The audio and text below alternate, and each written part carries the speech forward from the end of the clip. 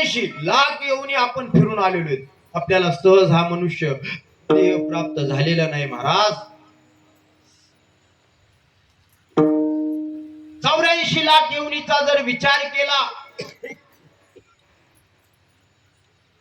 9 लाख येऊनी असणाऱ्या जलचर म्हणजे पाण्यात राहणारे मासे वगैरे, नंतर 10 लाख येऊनी पक्षी आकाशात उडणारे, नंतर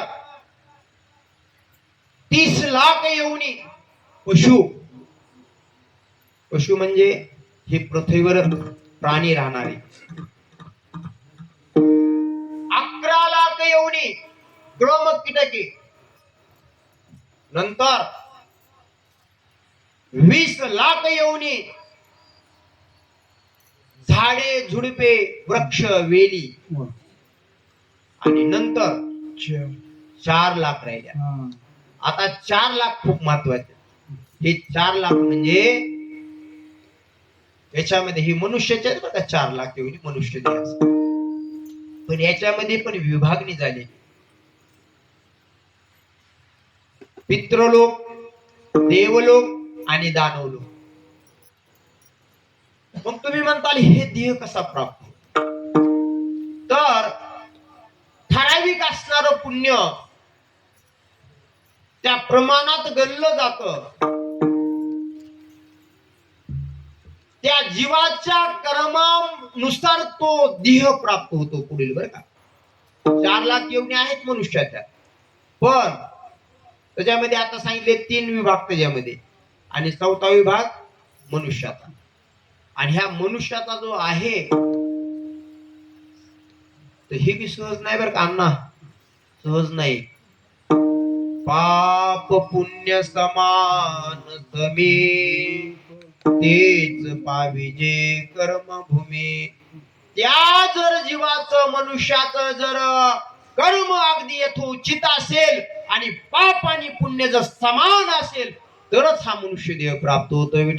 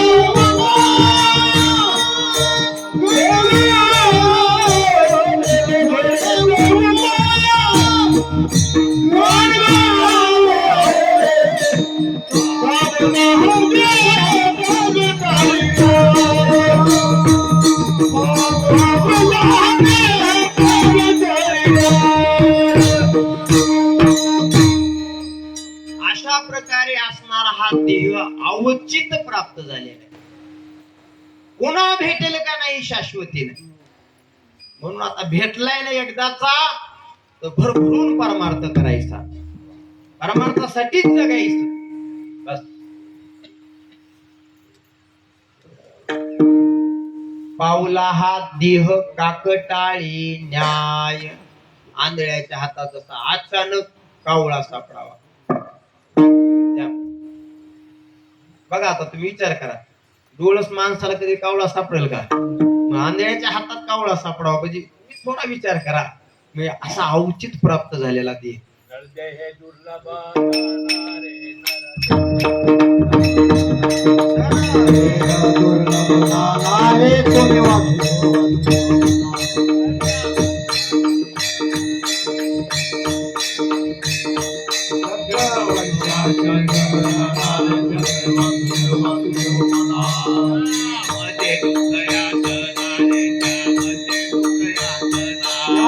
मध्ये दुःख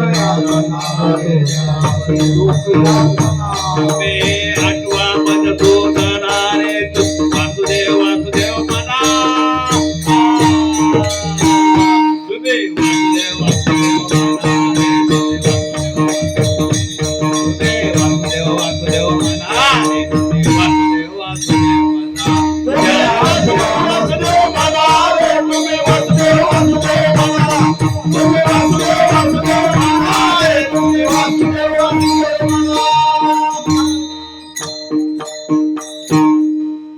अशा प्रकारे नरदेह प्राप्त झालेला आहे. नरदेह दुर्लभ जाना पुन्हा पुन्हा हा जन्म नाही. म्हणून या जन्माची ओळख याच जन्मात करून घेतली पाहिजे, तरच या जन्माचं आपण काय करू शकतो, ती कर्तव्यतः आपण याच सार्थक करू शकतो. विठाला विठाला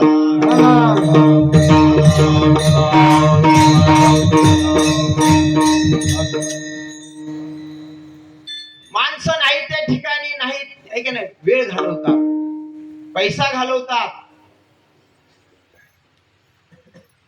विचार जर केला तर बघा, आता सध्या एवढं व्यसन वाढलेले, पहिले व्यसन नव्हतं, काही नव्हतं. माणसं खरं बोलणारी होते. व्यसन काय असायचं, असून असून फक्त पान खायचं, फक्त पानाचं व्यसन. बरं, तेही आरोग्यासाठी चांगलं होत. 3 टाइम पान खायचं. सकाळी एकदा जेवण केलं की पान खायचं, दुपारी जेवण केलं की पान खायचं, आणि संध्याकाळी एकदा जेवण केलं की पान खायचं. त्या पानानं रक्त वाढायचं शरीरामध्ये, म्हणजे आरोग्याच्या हितावह वागणं होतं. आताच काय, तंबाखूचा काय परिणाम होतो शरीरावरती माहितीये का? अनेक प्रकारचे कॅन्सर होऊ शकतात. तू त्या तंबाखूला लावायचा जो चुना आहे, ते चुना जर थोडा बी जास्त झाला तर आतल्या आताडे सध्या फाडतं बरं का, खूप बेकार आहे. पण काही नाही, क्षणिक सुखासाठी माणसं आपल्या देहाचा सध्या विचार करीत. विचार करा, बस आहे सार्वजनिक, बस मध्ये कुणीतरी विचार करतं का? कुठेही पिचकाऱ्या मारतात, कुठेही. स्वतःची कार असेल तर विचारूच नका तुम्ही किती जपले जात ते. तसं माझं म्हणून जर काही केलं तर काही समाधान वाटेल, किंवा आपल्या हे नको बाबा, हे तंबाखू खायची नको, किंवा इतर व्यसन नको, माझं म्हणून केलं तर होईल. जसं कारला जसं जपतात तसं देहाला जपलं पाहिजे. स्वतःच म्हणून सार्वजनिक असले तर सार्वजनिक असल्यावर कुणीच काळजी घेत नाही. ठीक आहे का? हा रत्न म्हणजे हा देह म्हणजे अमोलिक अशा प्रकारचं रत्न भेटलेलं काही, आणि हे जे प्राप्त झालंय सुदैवानं, हे असं तसं वायाला घालू नये, हेच माझं मागणं आहे. विठाला विठाला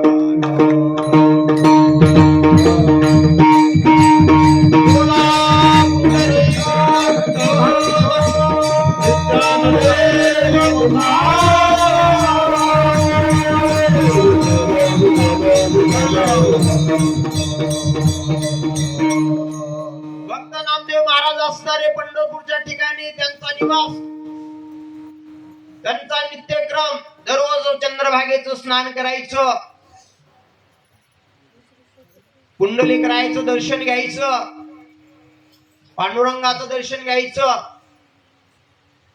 असा नित्यक्रम. एकदा काय झालं माहितीये का, असणारे नामदेव महाराजांचे आई वडील असणारे गावाला गेले, आणि गावाला गेल्यानंतर नामदेव महाराजांना सांगितलं, नामा मी जरा गावाला जाऊन येणार आहे, तोपर्यंत पांडुरंगाचा नैवेद्य दररोजचे दररोज मंदिरामध्ये तू पोच करायचा. नामदेव महाराज म्हणले ठीक आहे. आणि मग ठरल्याप्रमाणे नामदेव महाराजांना दामाशेटी गावाला गेल्यामुळे स्वतः नैवेद्य घेऊन जायला चालू. पहिला दिवस नामदेव महाराज म्हणजे 5 वर्षाचे, आणि मग गेले मंदिरामध्ये. मंदिरामध्ये गेले, ती पाहिली मूर्ती, विठ्ठलाची मूर्ती पाहिल्याबरोबर नामदेव महाराज पळतच गेले त्या मूर्ती. देवा पांडुरंगा म्हणले नैवेद्य आणलाय, म्हणले घ्या नैवेद्य. आता 5 वर्षाचं म्हणजे बाळ आहे. आणि मग ठरल्याप्रमाणे नामदेव महाराजांनी सांगितलं, देवा हा जो निवेद आहे पटकन तुम्ही जेवून घ्या. एक नाही दोन, देवा घ्या ना म्हणले, आणलाय म्हणले नैवेद्य, पटकन खाऊन घ्या, मला घरी जायचं. असं वा पुन्हा पुन्हा पुन्हा पुन्हा नामदेव महाराज विनंतीच करू लागले पांडुरंगाला. देव आहे तसंच आहे, ऐकत नाही का म्हणले देवा, का कपाळ मोक्ष करावा लागतो म्हणले इथं समोर. आता पांडुरंगाचे डोळे सुगडले बघा, कारण भक्ताशिवाय देवाचे डोळे उघडत नाहीत बरं का. पांडुरंग म्हणले, आता जर ह्याचा निवद जर नाही खाल्ला, नक्की म्हणले हे इथं काही प्राण दिल्याशिवाय राहणार नाही. पटकन पांडुरंग सगुण रूपामध्ये, त्या निर्गुणातलं सगुण रूपामध्ये आले आणि पटकन ते नैवेद्य खाल्ला पांडुरंगानं. नैवेद्य हाती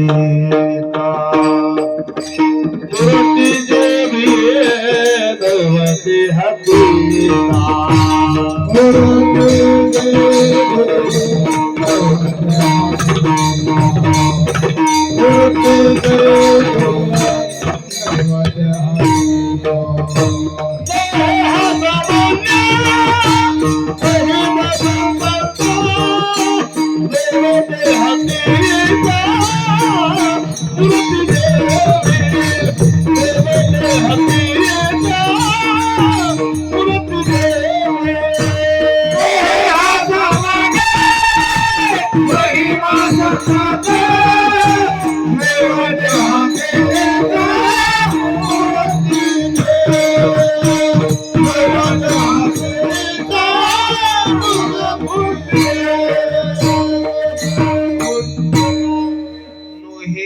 सामान्य महिमा संतांचा, नैवेद्य हातीचा मूर्ती जेवी. आणि अशा प्रकारे पांडुरंग परमात्म्यानं ते असणारा नैवेद्याचं सेवन केलं आणि नामदेव महाराज पळती घरी आले. आणि घरी आल्यानंतर असणाऱ्या गुणाई नामदेव महाराजच्या आई सांगितलं, नैवेद्य म्हणले खाल्ला म्हणले पांडुरंग. गुणाईला वाटलं, आम्ही म्हणले म्हातारी झालो म्हणले, आता ठीक आहे नैवेद्य दाखविता आमच्या हातून कधी पांडुरंगानं नैवेद्य खाल्ला नाही आणि याच्या हातून नैवेद्य खाल्ला, त्याला काही खरंच वाटत नाही. नामदेवा खरं सांग, देवानं नैवेद्य खाल्ला का तू खाल्ला? नाही म्हणला, आई देवानच नैवेद्य खाल्ला. खरं सांग. मग परत आणखी खरं सांग, नाही तर मी आता जर तुझे जर बाबा आले की ते बाबाला सांगून टाक. म्हणला आई एकदा सांगितलंय म्हणला, दुसऱ्यांदा बी सांगवलं म्हणला, नाही म्हणलं ना म्हणला देवानच खाल्ला. बोलून आता काय ना, लेकराला जास्त दाब दडप केले की लेकरू पुन्हा मग होत तस. बर असं आहे का? बाबाला येऊ दे म्हणले. मग बाबा आल्यानंतर म्हणले आम्हाला एकदा बघायचं म्हणले खरं काय. आणि झालं, दामाशिट्टी गावाहून आले आणि मग नामदेव महाराजाच्या हातात ताड दिलं ते नैवेद्याचं. दुसऱ्या दिवशी नैवेद्य दाखवायला पांडुरंगाला. आणि मग पांडुरंगाला नैवेद्य दाखवण्यासाठी ह्या पांडुरंगा म्हणले चला काल खाल्लाय तसं आज खाऊन टाका म्हणले. आता पांडुरंगाला वाटतं काय माहिती रोज संकट आहे म्हणजे माझ्या मागे. काल आता कस तरी घासायचं, एकटा होता आहे की नाही, बघतोय भक्ताची आस पूर्ण करण्याकरता ऐकलं म्हणजे काल त्याचं ऐकलं की आज गेले की आई वडिलांना घेऊन आला म्हणजे आता त्यांचे देखत खायचं. कारण देव हा कसा आहे माहिती का, लाईट आहे, लाईट आहे पण आपल्याला त्या बल्ब पाहून समजतं की ज्यावेळेस बल्ब चमकतो, बटन दाबलं की बल्ब चमकतो का नाही, त्यावेळेस आपल्याला लाईट आली, ह्या प्रकाशानं आपला अनुभव आहे का नाही